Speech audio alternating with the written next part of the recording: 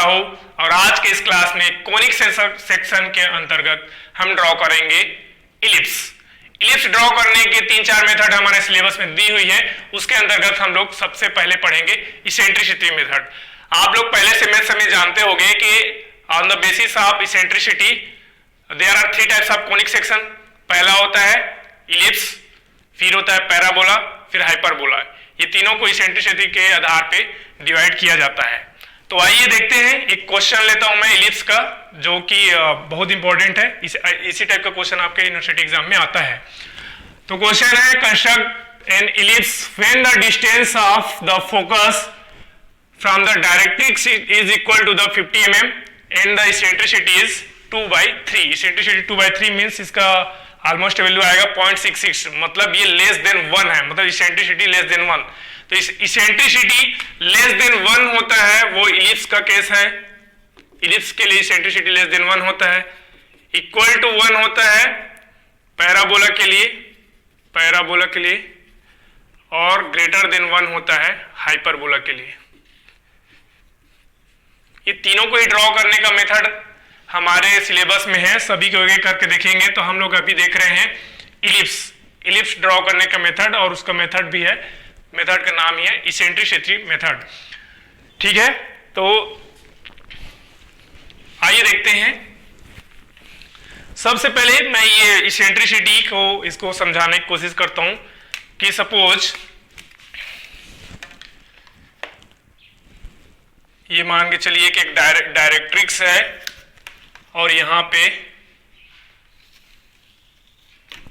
कोई फोकस है, इसका फोकस है और ये डायरेक्ट्रिक्स है, ये कोई डायरेक्ट्रिक्स है।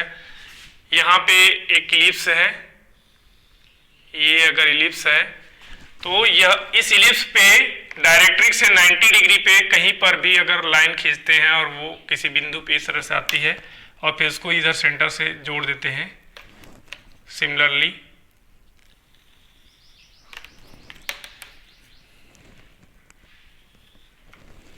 तो ये देख सकते हैं कि 90 डिग्री पे लाइन खींची हुई है। इसको भी 90 डिग्री के लिए समझ सकते हैं। तो इसको मैं ले लेता हूँ C1, C2, इसको V, P1, P2, V for vertex होता है यहाँ पे। तो इसेंट्रिसिटी का मतलब क्या होता है? इसेंट्रिसिटी को बोला जाता है, eccentricity is the ratio of distance of point from the focus divided by distance of point from the directrix। अब आइए इस डायग्राम से समझते हैं। Distance of point from the focus, distance of point from the directrix, ये directrix है और ये फोकस है, दोनों के लिए ये दी हुई है। तो ये मैंने 3 टाइप का लाइन खींचा है, उसको मैं इसेंट्रिसिटी कैसे निकालेंगे ये मैं समझाने की कोशिश करता हूं।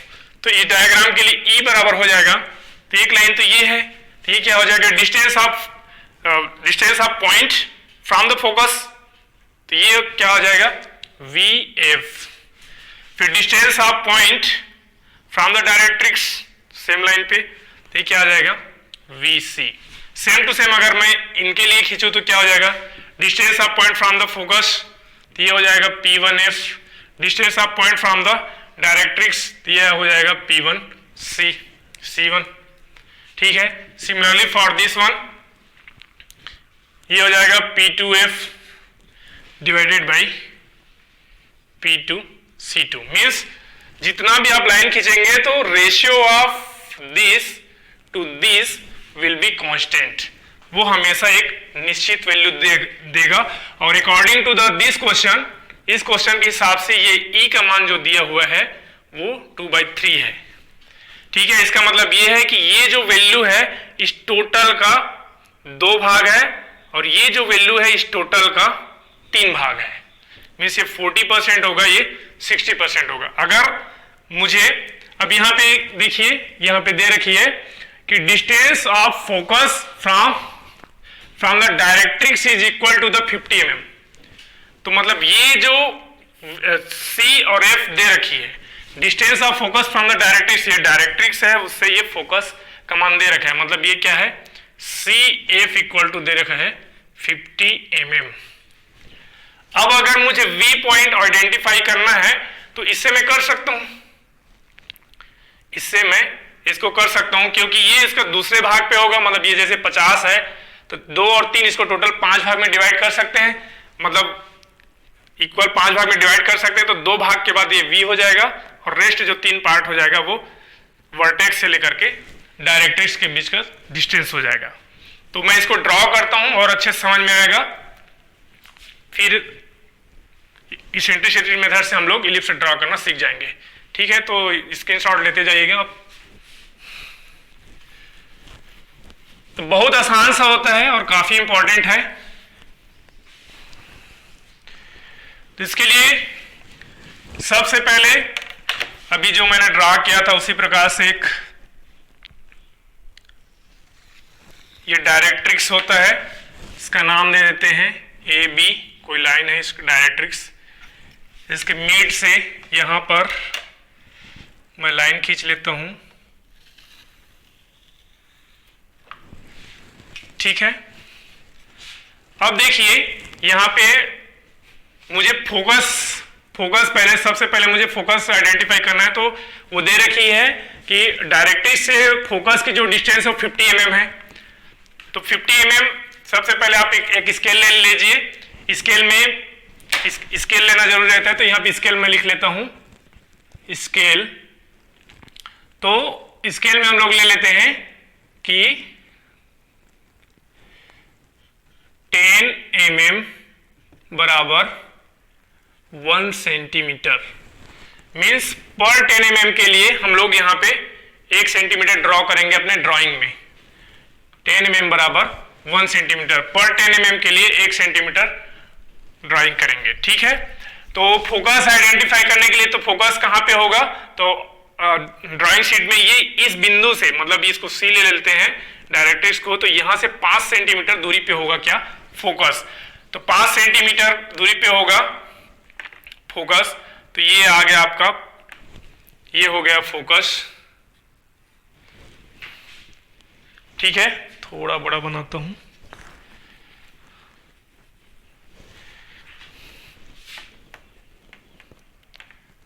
आप अपने स्केल पे लीजिएगा। तो यहां पे है ये फोकस, ये 5 सेंटीमीटर है। अब देखिए ये 2/3, मतलब ये टोटल 5 इक्वल पार्ट में डिवाइड हो जाएगा, तो इसको 5 इक्वल पार्ट्स में मैं पहले डिवाइड कर लेता हूं। तो 1 2 3 4, ये 5 इक्वल पार्ट्स हैं। तो डायरेक्ट्रिक्स और फोकस मुझे पता चल गया। इसेंट्रिसिटी के लिए भी हम लोग थोड़ी देर पहले देख रहे थे, तो वर्टेक्स आइडेंटिफाई करना है, तो वर्टेक्स का लोकेशन कैसा होगा, फ्रॉम द फोकस 2/3 होगा, मतलब इधर से दूसरा, या फ्रॉम द डायरेक्ट्रिक्स करूंगा तो 3/5 होगा, मतलब 60%, मतलब तीसरा पे 1 2 3, मतलब टोटली यहाँ पे आ रहा है वो पॉइंट कौन सा है, वर्टेक्स। ये आ गया मुझे पॉइंट वर्टेक्स। तो 5 पार्ट में डिवाइड किए, क्यों किए, क्यों वो अभी देखिए उससे पता चल गया। फिर स्केल ले लिए, वो भी पता चल गया। अब हम लोग ड्रॉ करना शुरू कर रहे हैं। सबसे पहले अब इसमें इलिप्स ड्रॉ करने के लिए क्या करते हैं, अब हमें वर्टेक्स पता चल गया, फोकस पता चल गया, डायरेक्ट्रिक्स पता चल गया। अब यहां पे क्या किया जाता है,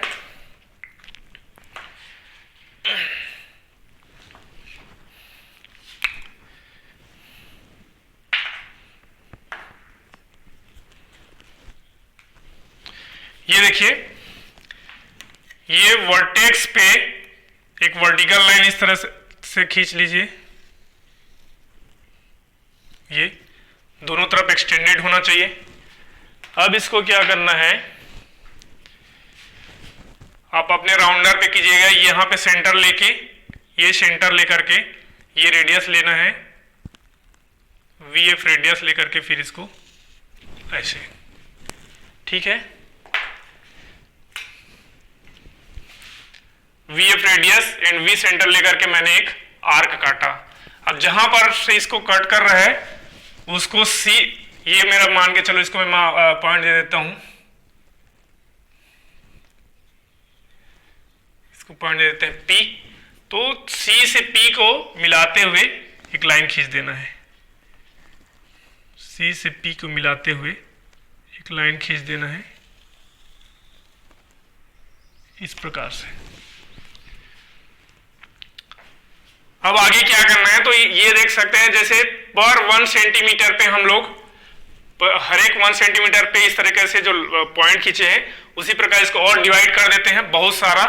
तो इसको हर एक सेंटीमीटर पे आप डिवाइड करते जाइए और उसकी संख्या भी हम लोग नहीं कह सकते कि कितने बार डिवाइड करना है, बट कम से कम 8-10 डिवाइड कर लीजिए। तो 1 हो गया, 2 हो गया, 3 4 5 और मैं थोड़ा लंबा खींच लेता हूं।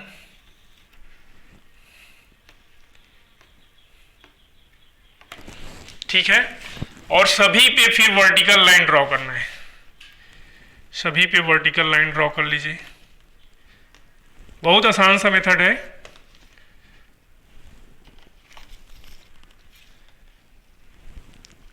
ये जितना भी चीज हम लोग कर रहे हैं, ये वर्टिकल लाइन ड्रॉ करने वाला चीज है, ये सब 2H पेंसिल से होना चाहिए, ज्यादा दिखना नहीं चाहिए।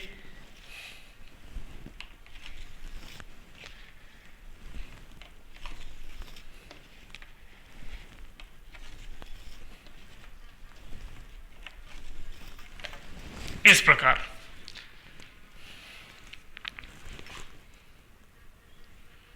ये था हमारा F। अब नाम दे दीजिए इसको 1 0 से स्टार्ट करते हैं, 1 2 3 4 5 6 7 8 9 इस तरह से। इस प्रकार से ये सारे वर्टिकल लाइन खींच लेने के बाद ये आप देख पा रहे हैं कि इसको नंबरिंग कर दीजिए 1 2 3 4 5। अब ये देखिए ये जो लाइन हम लोग खींचे थे C और P को मिलाते हुए, तो वहां से ये जो वर्टिकल लाइन खींचे हैं वो जिस पॉइंट पे कट कर रहे हैं उसको भी नाम दे दीजिए। जैसे 1 है तो ये 1 डैश, 2 का 2 डैश, 3 का 3 डैश, 4 का इधर हो जाएगा 4 डैश, 5 का 5 डैश, 6 का 6 डैश एंड सो ऑन। ठीक है, अब अगला, अब राउंडर ले लीजिए। राउंडर लेने के बाद आपका कंपास लेके, कंपास में क्या करना है, विथ सेंटर F, मतलब फोकस को हमेशा सेंटर लेना है। रेडियस हमेशा अलग अलग रहेगा, जैसे 1 डैश पहले रेडियस लेंगे सेंटर F, फिर 2 डैश रेडियस लेंगे सेंटर F, फिर 3 डैश रेडियस लेंगे सेंटर F, फिर 4 डैश रेडियस लेंगे सेंटर F, फिर 5 डैश रेडियस लेंगे centre F and so on. ठीक है, तो ये 1 डैश रेडियस लेकर के इसको करेंगे और सेंटर F लेकर के इस लाइन को कट करना है। तो ये हो गया मेरा ये सेंटर और ये रेडियस हो गया, और इसको कट करेंगे तो ये लगभग यहीं पे करेगा। फिर 2 डैश को रेडियस लेके सेंटर F करेंगे तो यहीं पे कट करेगा, है ना। फिर अगला 3 डैश को रेडियस लीजिए, ये हो गया 3 डैश को रेडियस, 3 डैश को रेडियस, और सेंटर F लेकर के इसको कट करिए दोनों साइड से। सेम टू सेम इसमें भी दोनों साइड को करना है। ये F था यहाँ से, तो ये 1 का था, और ये 2 डैश का है। सेंटर इसको लीजिए, ये कट करिए। फिर रेडियस 4 डैश, ये हो गया रेडियस 4 डैश, सेंटर F को लीजिए, फिर 4 को कट करिए। ठीक है, फिर radius 5 dash, 5 dash, centre F,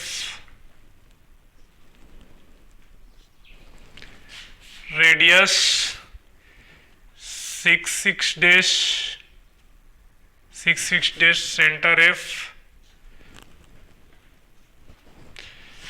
radius 7 dash, centre F,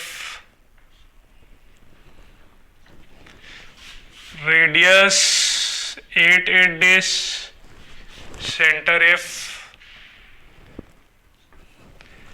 radius 9 dash, centre F। इस प्रकार से और आगे एक्सटेंड होगा। इसमें मेरे पास स्पेस नहीं है, आपके पास और आगे एक्सटेंड होगा। 10 डैश रेडियस लेकर के सेंटर वेव करके कट करेंगे तो थोड़ा और नीचे आएगा ये। फिर 11 डैश और इधर बढ़ाते जाइए। कब तक बढ़ाते जाना है? जब तक कि आखिरी पॉइंट जो एफ है वो इसको कट ना करे, इस लाइन को।